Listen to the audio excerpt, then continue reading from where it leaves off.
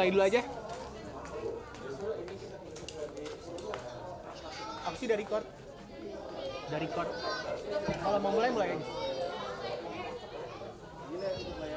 Botol ya. Mana botolnya? Mana botol?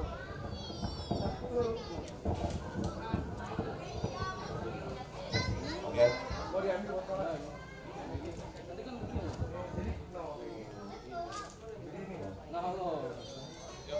Sudah? Oke.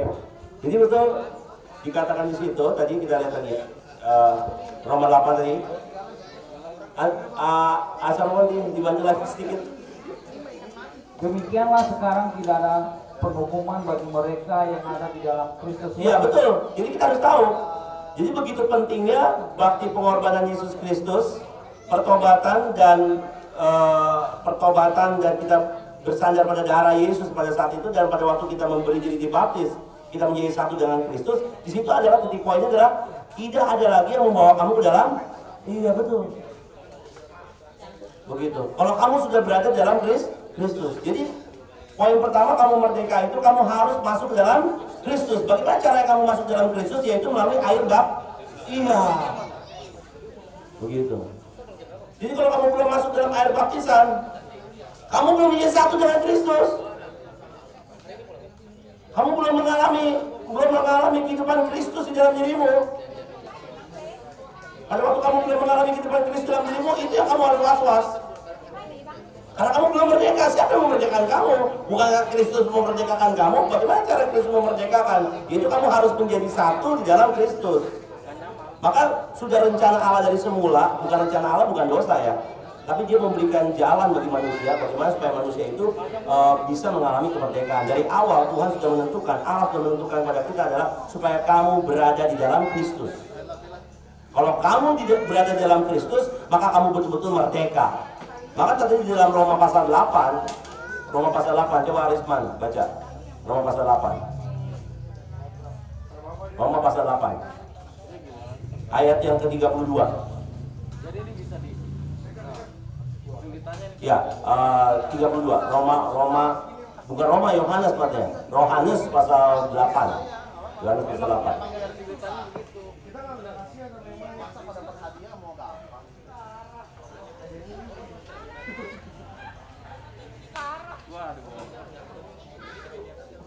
Yohanes 8 ayat 32. Iya. Dan kamu akan mengetahui kebenaran. Iya, kamu akan mengetahui kebenaran. Kamu akan mengetahui kebenaran. Artinya apa? Kamu harus mengetahui siapa itu kebenaran. Kalau kamu mau mengalami kemerdekaan, kamu harus mengetahui kebenaran, dan kamu harus masuk di dalam kebenaran itu. Kamu harus tinggal di dalam kebenaran itu. Gitu. Terus Dan kebenaran itu akan memerdekakan kamu. betul, bagi mereka yang betul-betul ada di dalam kebenaran. Maksudnya apa kebenaran itu? Kebenaran itu adalah Yesus Kristus. Ketika kamu berada di dalam Yesus Kristus, orang tidak mengerti bagaimana caranya dia berada di dalam Yesus Kristus. Dia tahunya percaya Yesus selamat. Itu betul-betul celaka. Memang percaya Yesus memang diselamatkan, tetapi maksudnya kamu harus berada di dalam Yesus baru kamu memperoleh keselamatan. Jadi tugas Bapak Ibu adalah mengenal kebenaran, dan kamu harus tinggal di dalam kebenaran itu. Kamu harus masuk di dalam kebenaran. Seperti contohnya kiasan adalah perahu Nuh. Perahu Nuh ketika air bah itu. Gitu kan? Kenapa hanya 8 orang yang diselamatkan yang masuk? Kenapa 8 orang itu bisa selamat? Karena mereka masuk ke dalam perahu Nuh itu, ke dalam bahtera itu. Jadi bahtera itu adalah gambaran dari Yesus Kristus. Jadi bukan mereka yang percaya, ya saya percaya, bukan. Tapi mereka harus masuk. Harus masuk dalam bahtera itu. Bukan, saya percaya loh Pak. Tetap dia akan terlibat oleh air bah itu. Tetapi dia, kalau dia mengatakan dia percaya, dia harus masuk ke dalam kebenaran itu. Dia harus masuk ke dalam perahu Nuh itu. Dia harus masuk ke dalam Kristus. Gitu. Pada waktu dia masuk dalam Kristus, apa yang terjadi? Baru dia mengalami kemerdekaan. Maka ketahuilah kebenaran, maka kebenaran itu akan memerdekakan kamu. Begitu. Paham di sini?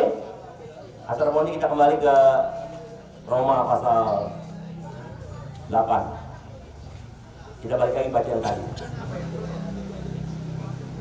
Demikianlah sekarang tidak ada penghukuman bagi mereka yang ada di dalam Kristus Yesus. Udah mengerti sampai sini? Udah ngerti ya? Jadi udah merdeka belum nih? Jadi merdeka bagaimana cara masuk dalam kebenaran? Kita harus masuk melalui air baptisan. Sudah dibaptis kan? Udah merdeka dong. Mati bersama Kristus. Dosamu sudah dipindahkan, sudah diangkat, sudah dipikul oleh Yesus di dalam air baptisan. Kamu mati situ.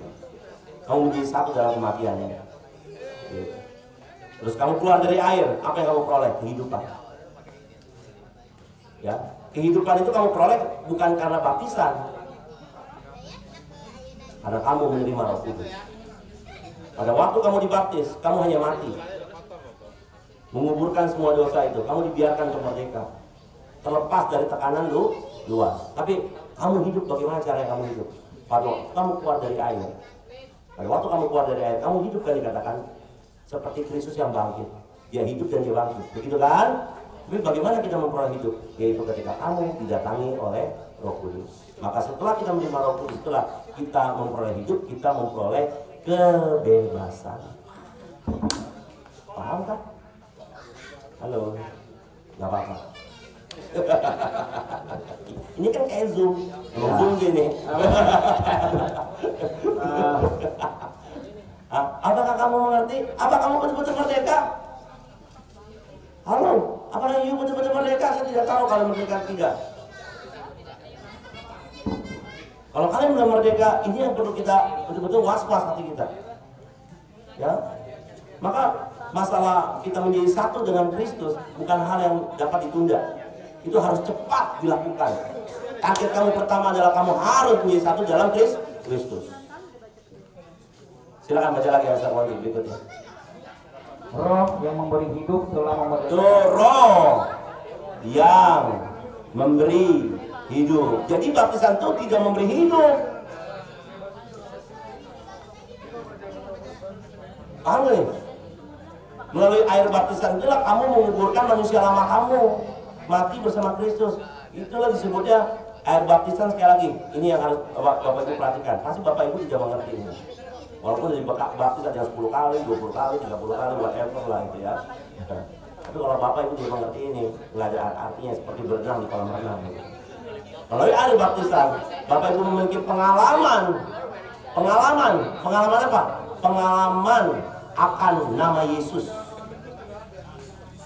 Pada waktu Bapak Ibu melalui air baptisan, Bapak Ibu mengalami pengalaman menjadi satu di dalam nama Yesus.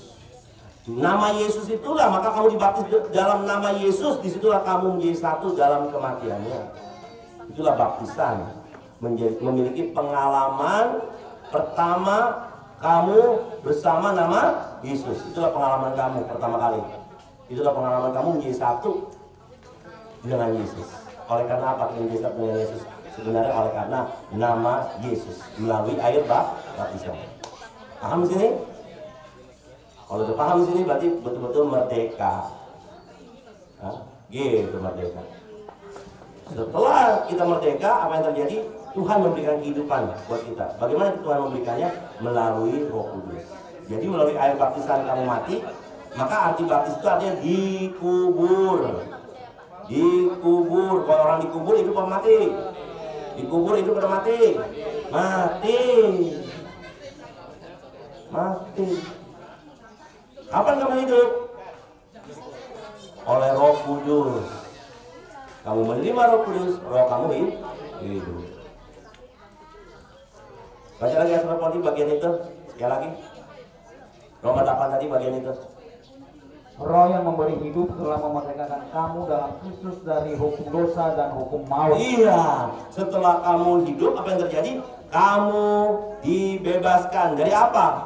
Dari apa? Dari kutuk, dari dosa, dari kelemahan kamu. Kamu betul-betul dimerdekakan dan kamu bebas. Artinya apa? Tidak ada lagi yang mendakwa kamu. Tidak ada lagi yang mendakwa kamu. Hati kamu pun tidak. Itu maksudnya? Kamu hidup seperti itu. Baca lagi.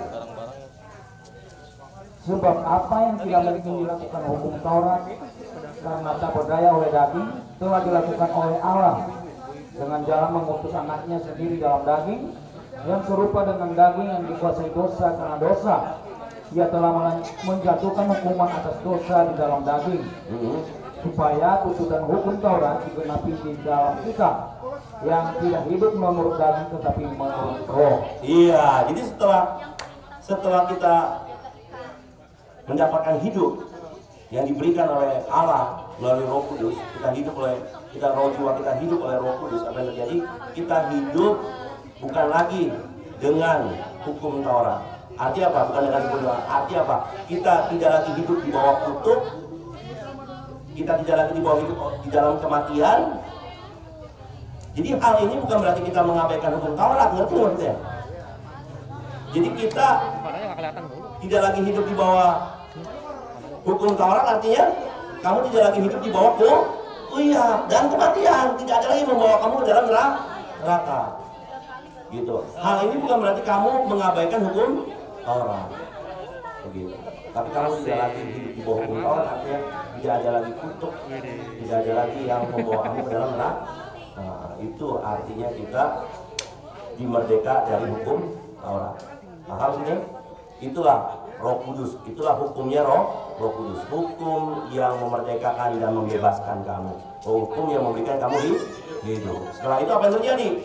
Setelah itu karena kita diberikan hidup oleh Roh Kudus, maka kita menjalankan hidup dengan apa? Dengan mentaati pada kebenaran. Pada waktu kamu mentaati hidup pada kebenaran, kamu benar-benar dibebaskan.